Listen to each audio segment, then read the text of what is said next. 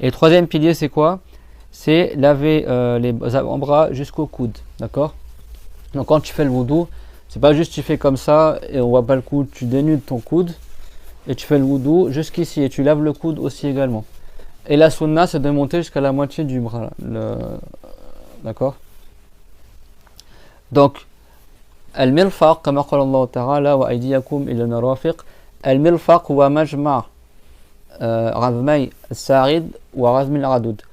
هناك من الكتف إلى المرفق عظم واحد وله العضد، وهناك عظمان هنا من الساعد يجتمعان الثلاثة هنا، واحد اثنان ثلاثة يجتمعان في هذا المفصل الذي يقال له المرفق.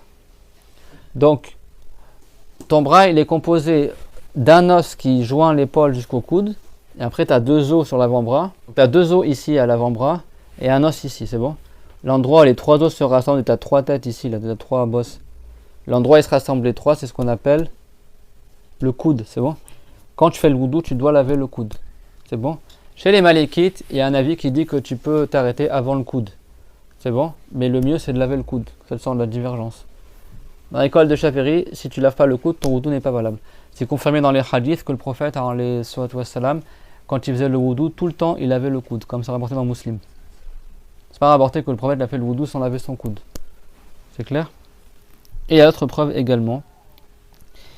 Donc, et quand on dit donc laver les avant-bras jusqu'au coude, ça veut dire tout ce qu'il y a dessus également. Tout ce qu'il y a comme poil. Ici, il n'y a pas le détail, est-ce que le poil est épais ou pas. On doit laver et faire parvenir l'eau sous les poils et sur les poils, etc. Donc les enfants, quand vous lavez votre bras, c'est pas juste tu retrousses ton pull comme ça et tu laves sans laver le coude. Tu sors ton coude, d'accord? Et même si vous voulez plier le bras, quand vous lavez, d'accord? Tac, d'accord?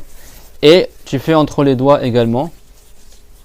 Ça c'est important, c'est sunna dans l'école de Shafi'i, chez les Malikites. Ça ils ont dit que c'est obligatoire. Et si tu as les ongles qui sont longs, il faut que tu nettoies sous les ongles aussi.